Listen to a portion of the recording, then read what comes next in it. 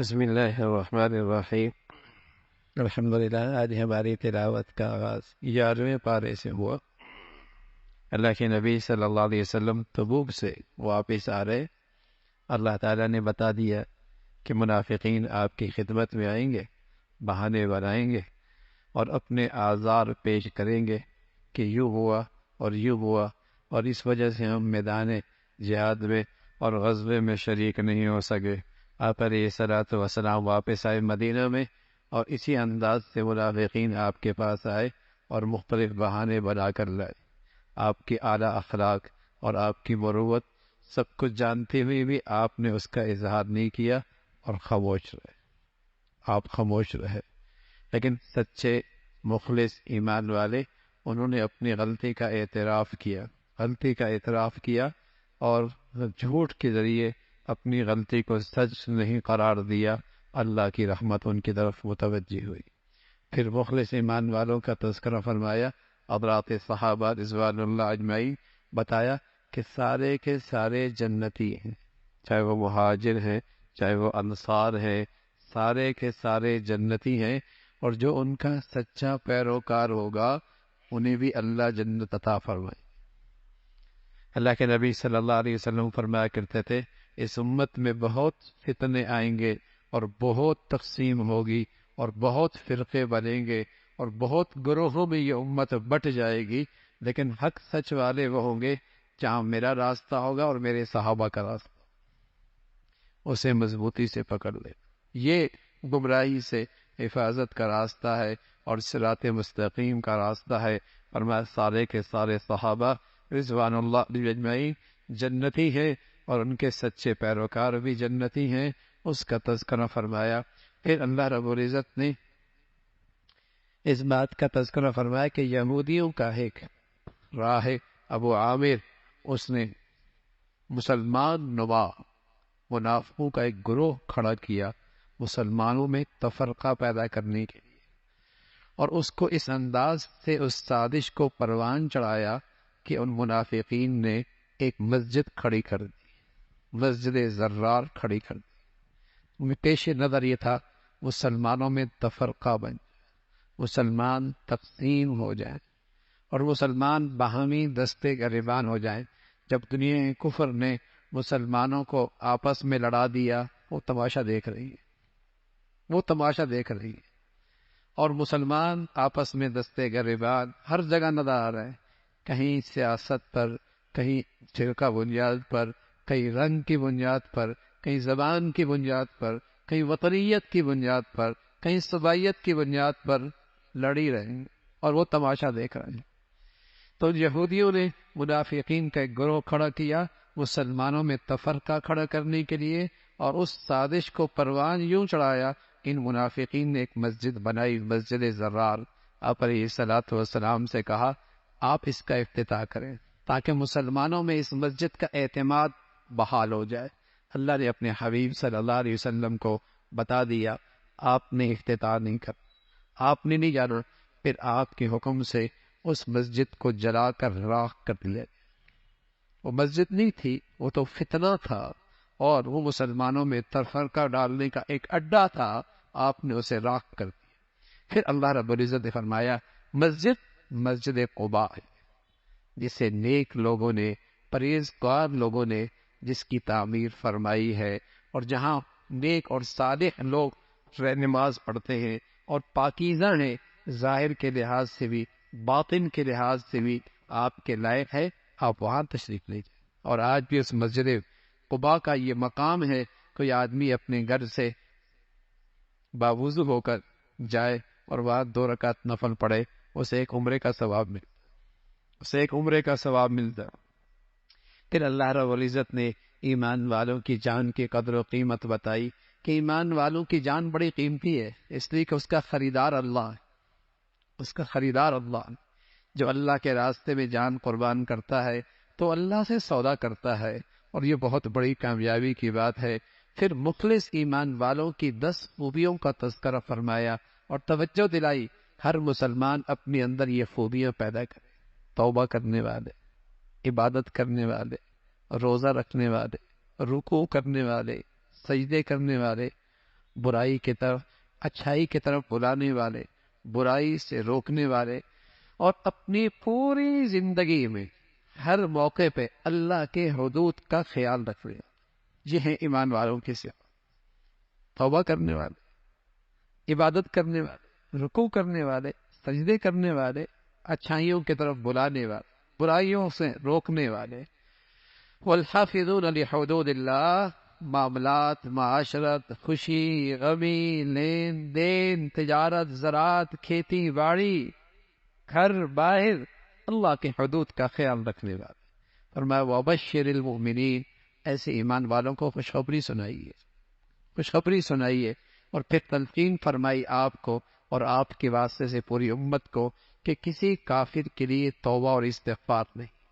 ابراہیم علیہ السلام نے اپنے کافر باپ کے لیے دعا کی، ہدایت کی دعا کی، اور جب پتہ چلا وہ کفر پہ ہے، پھر آپ نے اس سے برات کا اعلان کر دیا۔ پھر غزوہ تبوک میں 3 مخلص جن کے اخلاص اور جن کے ایمان پر کسی کو شک نہیں تھا، وہ میدان جہاد میں نہیں جا سکے، لیکن جھوٹے بہانے نہیں بنائے، سچائی کے ساتھ اقرار کیا ہم سے کوتاہی ہو گئی، سستی ہو گئی، اس لیے ہم نہ جا سکے۔ ان میں کعب ابن مالک ہیں، اور ہلال ابن امیہ ہیں، اور مرارہ ابن ربیع ہیں۔ یہ 3 مخلص جن کے اخلاص اور جن کے ایمان پر کوئی شک نہیں، لیکن انہوں نے سچائی سے کام لیا۔ آئی آزمائش، ناراضگی دیکھی مدینہ میں، اللہ کے نبی نے بھی چہرہ پھیر لیا، صحابہ نے بھی نظریں ہٹا لی، اور مدینہ کی زمین ان کے لیے مشکل ہو گئی، لیکن چند دنوں کے بعد اللہ کی طرف سے ان کی توبہ قبول کرنے کا پیغام آ گیا، اور وہ اتنی خوشی کا دن تھا۔ حضور علیہ السلام نے فرمایا، کعب ابن مالک سے فرمایا، جب سے تیری ماں نے جنا ہے تیرے لیے اس سے بڑا اور اتنا خوشی کا دن کبھی نہیں آیا جتنا آج اللہ نے تجھے عطا فرمایا، عزت بخشی ہے۔ اور بنیاد کیا بنی؟ سچائی، سچائی، سچائی۔ پھر ایمان والوں کو تلقین فرمائی۔ ایمان تقوی کا راستہ یہ ہے، ایمان اور تقوی کا حفاظت کا راستہ یہ کہ سچوں کی صحبت اختیار کرو، نیک لوگوں کی صحبت اختیار کرو، جن کا عقیدہ سچا، جن کا کریکٹر اور کردار سچا، جن کی زبانیں سچی، جو قول و فعل میں سچے، ان کے ساتھ اٹھا بیٹھا کرو، ایمان محفوظ رہے گا، ایمان محفوظ رہے گا، تقوی محفوظ رہے گا۔ صحبت کا بڑا اثر ہوتا ہے۔ شریف گھرانوں کے بچے اور بچیاں غلط صحبت میں چلی جائیں، ماں باپ کے لیے شرمندگی کا باعث بنتی ہیں، اور برے ماحول کے لوگ اچھی صحبت میں آ جائیں، ولی بن جاتے ہیں، قابل رشک زندگی ہو جاتی ہے۔ صحبت زندگیوں پہ اثر ڈالتی ہے۔ بدی کی صحبت ہو، آدمی برائی کی طرف جاتا ہے، نیکی اور اہل تقوی کی صحبت ہو، آدمی نیکی اور متقی بن جاتا ہے۔ اس کا تذکرہ فرمایا، اللہ کے راستے میں کوئی قدم اٹھاتا ہے، کوئی مال خرچ کرتا ہے، اللہ رب العزت اس کی قیمت لگاتے ہیں، ضائع نہیں کرتے۔ جہاد کے فضائل، برکات، اہمیت اپنی جگہ، لیکن فرمایا کچھ لوگ ایسے بھی ہوں جو دین سیکھنے والے ہوں، جو دین سیکھنے والے ہوں، اور امت کے تمام شعبوں کے لیے افراد تیار کرنے والے ہوں، افراد تیار کرنے والے ہوں، تو اس کا تذکرہ فرمایا۔ اور پھر جب وہ دین سیکھے، پھر وہ ذمہ داری بجا لائے، اللہ کی حکموں کا پیغام اور اللہ کی حکموں کی دعوت، اور یہ ان کا زندگی کا پھر وہ مقصد بنے، اس کا تذکرہ فرمایا۔ پھر قتال، جہاد، اس کی ترغیب اور اس کے اصول بتائے، قریب والے، پھر اس کے بعد والے، پھر اس کے بعد والے، یہ اصول قتال اور جہاد کا بتایا، اور اللہ کے نبی صلی اللہ علیہ وسلم کی خاص شان کا ذکر فرمایا۔ آپ کا مختصر انداز میں تعارف فرمایا کہ اللہ کا رسول ہے، لیکن اپنی امت کے لیے بہت ہی نیکیوں کے اور بھلائی کے حریص ہیں، اور اپنی امت کے بڑے خیر خواہ ہیں، اور ان کے لیے بھلائی کے بہت حریص ہیں، اس کا تذکرہ فرمایا۔ پھر باقاعدہ ایمان کی شان یہ ہے، وہ ہمیشہ اللہ کی ذات پہ بھروسہ کرتے ہیں، اور جو اللہ پہ بھروسہ کرتا ہے اللہ انہیں کافی ہو جاتا ہے۔ پھر سورہ یونس ہے، اور سورہ یونس کے اندر قرآن کی عظمت، توحید کا تذکرہ، رسالت کی بات، آخرت کا بیان مختلف انداز میں ہے۔ سب سے پہلے اللہ کی قدرت ہے، سورج اور سارا یہ چاند کا نظام اللہ ہی نے بنایا ہے، رات دن کا یہ اختلاف اللہ کی قدرت کا شکار ہے۔ جو مرنے کے بعد کی زندگی کا یقین نہیں رکھتے ان کا انجام اچھا نہیں ہے۔ جنت والے جنت میں جب جائیں گے اللہ کا شکر بجا لائیں گے، اللہ کا شکر بجا لائیں گے کہ اللہ رب العزت نے انہیں یہ اتنی بڑی نعمت عطا فرما دی۔ کفار کہا کرتے تھے ہم غلط ہیں تو پھر اللہ کی پکڑ کیوں نہیں آتی؟ فرمایا اللہ کی پکڑ آئے گی، لیکن ہر ایک کے لیے ایک وقت مقرر ہے۔ قرآن سچی کتاب ہے۔ کفار کہا کرتے تھے ہم آپ کی بات مانیں گے، لیکن تھوڑا سا اس کلام میں ترمیم لے کے آئے نا، ترمیم لے کے آئے، کچھ ہماری مانیں، کچھ آپ اپنی منوائیں، کچھ ترمیم کر کے آئیں۔ فرمایا انہیں بتا دو یہ اللہ کا کلام ہے، میں اس کے اندر تبدیلی نہیں کر سکتا، یہ اللہ کا پیغام ہے، رد و بدل کا مجھے حق حاصل نہیں ہے۔ اس کا تذکرہ فرمایا بڑا ظلم ہے، بڑا ظالم ہے جو اللہ کے احکامات کا انکار کرتا ہے۔ اور فرمایا یہ کافر بھی جب ان کے سفر سمندروں میں ہوتے ہیں اور ان کی کشتیاں لہروں کے زد میں آ جاتی ہیں، پھر یہ بھی اللہ کو خالص کر کے پکارتے ہیں، ان کو اپنے معبود سب بھول جاتے ہیں، اللہ کو پکارتے ہیں اور صاف کہتے ہیں اللہ نجات دے دے، تیرے بند کی زندگی گزاریں گے، تیری شکر گزار رہیں گے۔ اللہ نجات دیتا ہے، پھر ایسا جیسے انہوں نے اللہ کو پکارا ہی نہیں۔ فرمایا اللہ تمہیں سلامتی کے گھر کی طرف بلاتا ہے، وہ جنت کا راستہ ہے، سلامتی کے گھر کی طرف بلاتا ہے، جو نیکی کرے گا اس کے لیے بہترین ٹھکانہ ہے۔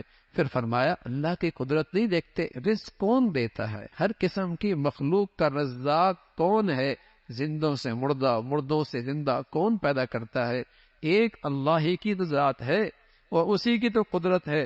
اس کا تذکرہ فرمایا زمین و آسمان کا سارا نظام اللہ کی قدرت سے چلتا ہے، اس کا تذکرہ فرمایا یہ اللہ ہی ہے جس نے یہ ساری مخلوق پیدا فرمائی۔ پھر اللہ کے دوستوں کا تذکرہ ہے، اللہ کے خاص دوست، اس کی نشانی کیا ہے؟ ایمان لے کے آتے ہیں، ایمان کے ساتھ ساتھ تقوی اختیار کرتے ہیں، اور پھر ان پر کوئی خوف نہیں رہتا، غم نہیں رہتا۔ اصل خوف اور غم تو آخرت میں نہیں ہوگا، کہ آگر کی گھاٹیوں کا خوف نہیں، پیچھے جو کچھ چھوڑا اس کا حزن نہیں، لیکن تقوی اور ایمان ایسی دولت ہے دنیا میں بھی اس کے ثمرات ملتے ہیں، دنیا کے اندر بھی اس کے ثمرات ملتے ہیں کہ کیا اللہ اس کے دل کو خوف سے محفوظ رکھتا ہے، اور اس کے دل کو اللہ رب العزت غم کی تکلیف سے محفوظ رکھتے ہیں۔ اس کا تذکرہ فرمایا اللہ رب العزت اس نیکی کا بدلہ اور اس کا ثمرہ دنیا کے اندر بھی عطا فرماتے ہیں اور آخرت کے اندر بھی عطا فرماتے ہیں، اسی کا تذکرہ فرمایا۔ پھر قرآن اللہ کی کتاب ہے، اور اس قرآن کے اندر اللہ رب العزت نے شفا رکھی ہے، ظاہری بھی باطنی بھی، یہ جسم کی صحت کی بھی شفا ہے، اور روح اور اندر کے انسان اور قلب کی بیماریوں کے لیے بھی یہ شفا ہے، اور ایمان والوں کے لیے یہ بڑی نصیحت کی چیز ہے، بڑی خوشی کی چیز ہے، اور اس پر خوش ہونا چاہیے کہ اللہ نے اسے قرآن کی کسی کو دولت دی ہو اور قرآن کی زندگی دی ہو۔ یہ تمام ان خزانوں سے بہتر ہے جسے دنیا جمع کرتی ہے، اس کا تذکرہ۔ پھر حضرت نوح علیہ السلام کا تذکرہ فرمایا، قوم نے حضرت نوح کا انکار کیا اور پھر اس قوم کا انجام کیا ہوا، اس کا تذکرہ ہے۔ پھر حضرت فرعون، حضرت قارون، حضرت موسیٰ علیہ السلام اور حضرت ہارون علیہ السلام کا تذکرہ فرمایا، کس طریقے سے وقت کے فرعون کا مقابلے میں آئے اور فرعونی اپنی تمام تر جادوگروں کے ساتھ مقابلے پہ آئے، لیکن اللہ رب العزت نے آپ کو کامیابی عطا فرمائی اور آپ کا معجزہ ظاہر ہوا اور وہ قوم نامراد ہوئی، اس کا تذکرہ۔ پھر اللہ رب العزت نے بنی اسرائیل کو عزت بخشی، اللہ نے اپنے قدرت کے شہکار ان کے سامنے رکھے، اس کا تذکرہ فرمایا۔ پھر سورہ یونس ہے، اور اس سورہ یونس میں حضرت یونس کا تذکرہ ہے، اور آپ کا ایک نام مچھلی والا نبی۔ آپ اپنے قوم سے جب مایوس ہوئے اور پیغام اللہ کا سنایا اور توحید کی دعوت دی، لیکن قوم نہ مانی، تو آپ ناراض ہو کر اور مایوس ہو کر اس بستی سے نکل کھڑے ہوئے، اور جب کشتی پہ سوار ہوئے تو کشتی سمندر کے اندر غوطے کھانے لگی، کشتی والوں نے آپ کو سمندر میں پھینک دیا۔ سمندر میں جب پھینکا، اللہ ہے، اللہ رب العزت نے مچھلی کو حکم دیا کہ میرا پیارا آ رہا ہے اور میرا بندہ آ رہا ہے، تم نے کچھ عرصے تک میرے اس بندے کی میزبانی کرنی ہے۔ مچھلی نے اسے اپنے اندر لے لیا، کئی دن تک اس مچھلی کے اندر رہے، اور وہاں مچھلی کے پیٹ میں، سمندر کی اس تہہ میں رات کے اندھیرے میں وہ نبی کس کو پکارتا ہے؟ اللہ کو پکارتا ہے اور بار بار پکارتا ہے. پھر اللہ رب العزت نے نجات عطا فرمائی اور اس آزمائش سے آپ کو جسے کہیں کہ بامراد اور کامیاب فرمایا. ادھر قوم پر اللہ کا عذاب قریب آ گیا، لیکن یہ قوم اپنے بچوں کے ساتھ، اپنی عورتوں کے ساتھ میدان میں گئی، اللہ کے سامنے آوازاری کی، معافی کی. آیا ہوا عذاب ٹل گیا، اس کا تذکرہ فرمایا. پھر کہا اے نبی آپ لوگوں سے کہہ دیجئے اللہ کے سوا کوئی معبود نہیں، اللہ کے سوا کوئی حاجت روا نہیں، وہی ذات ہے. دینے پہ آئے کوئی روک نہیں سکتا، پکڑنے پہ آئے کوئی بچا نہیں سکتا. وہ ذات خیر اور بھلائی کا فیصلہ کرے، کوئی اس بھلائی کو روک نہیں سکتا، اور اس مولا کی طرف سے مصیبت اور آزمائش آ جائے کوئی اسے نہیں روک سکتا. وہ ایک اللہ کی ذات ہے. اس کا تذکرہ فرمایا آپ جو شخص بھی ہدایت پہ چلے گا، جو آئی ہے اللہ کی طرف سے، اپنا فائدہ کرے گا اور اس میں نفع اسی کا ہے. اور کوئی شخص اگر گمراہی اختیار کرے گا، اللہ کی بادشاہت میں فرق کوئی نہیں آنا، اور اللہ کی شان میں کمی کوئی نہیں ہونی، اور اللہ کی ذات میں کوئی فرق نہیں آنا. گھاٹا انسان کا ہے. بھلائی کرے گا اپنا فائدہ ہے، نہیں کرے گا اور گمراہی کا راستہ اختیار کرے گا پھر بھی نقصان اسی کا ہے.